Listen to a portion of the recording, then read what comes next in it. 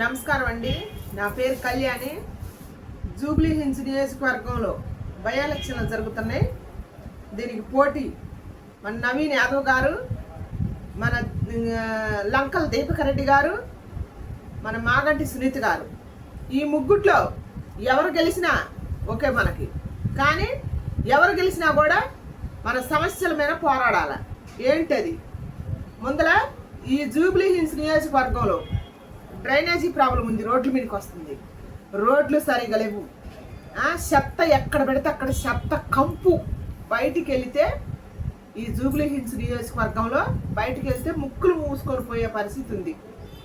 దయచేసి నేను కోరుకుంటున్నా, ఈ ముగ్గుట్లో ఎవరు గెలిచినా సరే ముందర ఈ పారిశుద్ధ కార్మికులకి జాబులు ఇచ్చి శుభ్రత చేయమని కోరుకుంటున్నా. డ్రైనేజీ ప్రాబ్లం క్లీన్ చేయమని కోరుకుంటున్నా. వర్షాలు వస్తే మ్యాన్ హోళ్ళు, ఎక్కడ మ్యాన్ హోళ్ళు ఉంటాయో, ఎక్కడ పసిపిల్లలు పెద్దవాళ్ళు ఎక్కడ పడి దుర్మరణం పాలవుతారో తెలియదు వర్షాలు వస్తే. దయచేసి ఈ జూబ్లీ హిల్స్ నియోజకవర్గంలో ఈ ప్రాబ్లాలు ఉన్నాయి. ఎవరు గెలిచినా ఈ ప్రాబ్లాలు చేయాలని నేను కోరుకుంటున్నా. మళ్ళా మన బస్తీ దవాఖానలు గవర్నమెంట్కి పోయేది ఎవరండి? మాలాంటి పేదవాళ్ళే కదా. పేదవాళ్ళకి ట్రీట్మెంట్, సరైన ట్రీట్మెంట్ జరగాలంటే బస్తీ దవాఖానలు గట్టిగా ఉండాలి, ట్రీట్మెంట్ ఎక్కువ ఉండాలి. పోయిన వాళ్ళ మాలాంటి పేద ప్రజల్ని పోగానే పట్టించుకోవాలి, అన్ని సౌకర్యాలు ఉండాలి.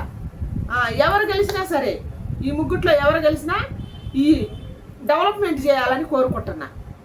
జూబ్లీ హిల్స్ నియోజకవర్గంలో బస్తీ దవాఖానలు కానీ, శుభ్రత కానీ, డ్రైనేజీ ప్రాబ్లం కానీ, మ్యాన్ హోళ్ళు కానీ, చెత్త. దీనివల్ల రోగాలు వైరస్లు రావంటే ఎందుకు రావండి?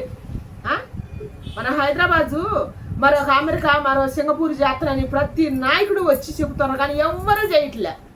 అందుకని దయచేసి జూబ్లీ హిల్స్ నియోజకవర్గంలో మన లంకల దీపక్ రెడ్డి గారు కానీ, మన నవీన్ యాదవ్ గారు కానీ, మన మాగంటి సునీత గారు కానీ, ఈ ముగ్గుట్లో ఎవరు గెలిచినా మన జూబ్లీ హిల్స్ నియోజకవర్గంలో ఇన్ని ప్రాబ్లాలు ఉన్నాయి. కాబట్టి ఈ ప్రాబ్లాలన్నీ ఇంకా మునుముందు లేకుండా క్లీన్ చేయాలని నేను కోరుకుంటున్నా.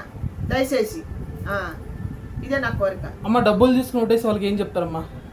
డబ్బులు తీసుకొని ఓటేయాలంటే ఏం తీసుకోవాల్సిందే. ఎందుకంటే మనకి ఈరోజు రూపాయి ఎత్తరు, రేపు వాళ్ళు మన నుంచి 4 రూపాయలు దోసుకుంటారు. మనం దోసుకుంది ఎవడు ఫ్రీగా మనకు డబ్బులు ఇవ్వరు కదా. ఇంకా అందుకని మనకు అవకాశం వచ్చింది, మనం తీసుకుంటున్నాం అంతే. మరి ఇవన్నీ మంచి పనులు జరగాలంటున్నావు కదా, మరి మీరు డబ్బులు తీసుకుని ఓటేసినప్పుడు వాళ్ళు ఎందుకు చేస్తారు? నిజాయితీగా వేయొచ్చు కదా వాళ్ళు కూడా. తీసుకున్నా చేయరు, తీసుకోపోయినా చేయరు. ఏ రకంగానైనా దోసుకునేది మనల్నే. మనల్ని దోసుకుంది ఏ నాయకుడు చేయడు. కట్టలు కట్టలు తెచ్చి పెడుతుందంటే కట్టలు ఇసిరేస్తేనే ఆయన చుట్టూ 10 మంది తిరిగేది. ఇసిరేంది ఎవ్వరూ తిరగరు. ఇది జగమెరిగిన సత్యం. ఇప్పుడు రాజకీయ నాయకులు ప్రజలకు సేవ చేయడానికి వస్తున్నారు కదమ్మా, మరి ఎందుకని రాజకీయ నాయకులు ప్రజలకు సేవ చేయకుండా ఇలా డబ్బులు ఇలా తీసుకుంటున్నారు లంచాల కింద? వచ్చి సేవ చేయాలంటే మరి ఆయన పిల్లలు ఎట్ట బతుకుతారు? ఆయన కాదు డబ్బు లేకపోతే 10 మంది ఎవరు తిరుగుతారు ఆయన బట్టి? ఇది నీకు చిన్నపిల్లగానే నీకు తెలియదు కాబట్టి నేను చెబుతున్నా, ఇవన్నీ జరగవలసిందే. జరుగుతాయి, నార్మల్గా జరిగిపోతాయి. మనకేం కావాలా?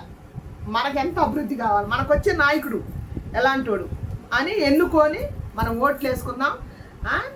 ఓట్లు వేసి గెలిపించినాక మనకు జరగకపోతే పనులు మనం నిలబెట్టి అడుగుదాం ఆ నాయకుడిని. అది నేర్చుకోవాలి ఇప్పటి నుంచి ప్రజలు. అది ఒక నాయకుడికి ఉండాల్సిన లక్షణాలు ఏంటమ్మా? ఒక నాయకుడికి ఉండాల్సిన లక్షణాలు ఏంటి అంటే, ఇవాళ నన్ను గెలిపియండి అని ఇల్లు తిరిగి దండం పెట్టి అడుగుతున్నారు. రేపు సమస్య వచ్చినప్పుడు కూడా వాళ్ళు సమస్య క్లియర్ చేయాలి. ఇప్పుడు నాకు కష్టం వచ్చి ఈ నాయకుడికి కాడికి పోతా, ఇవాళ ఓటేసింది కాబట్టి నాకు సమస్య ఉంది సార్ అని చెబుతా. సమస్య చేయాల్సిన, ఆ సమస్య తీర్పాల్సిన బాధ్యత ఎవరికి ఉంది? ఆ నాయకుడికే కదా. నమ్మకం అంతే, ప్రజల మధ్య నాయకుడి మధ్య నమ్మకం మీద ఓటేయటమే. ఇప్పుడు ఈ ముగ్గురికి మీరు ఏం చెప్పగలుగుతారమ్మా చివరికి ఒకటే మాట? ఈ ముగ్గురికి ఏం చెప్పగలుగుతుందంటే, ఈ ముగ్గుట్లో ఎవరు గెలిచినా మన లంకల దీపక్ రెడ్డి గారు కానీ, మన నవీన్ యాదవ్ గారు కానీ, మన మాగంటి సునీత గారు కానీ, ఈ ముగ్గుట్లో ఎవరు గెలిచినా ఈ జూబ్లీ హిల్స్ నియోజకవర్గంలో ఇన్ని ప్రాబ్లాలు ఉన్నాయి. కాబట్టి దయచేసి శుభ్రత మీద ఎక్కువ ఫోకస్ పెట్టాలా. మళ్ళీ మన బస్తీ దవాఖానల మీద ఎక్కువ ఫోకస్ పెట్టాలా. మన బస్తీలో, మన జూబ్లీ హిల్స్ నియోజకవర్గంలో పేదవాళ్ళు పిల్లలు చదువుకోవడానికి వెళ్తారు, గవర్నమెంట్ విద్య దాని మీద ఎక్కువ ఫోకస్ పెట్టాలా.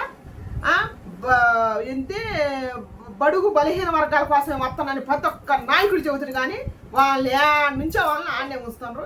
దయచేసి ఈసారన్నా వాళ్ళ కోసం నిజాయితీతో పనిచేయాలని నేను కోరుకుంటున్నాను.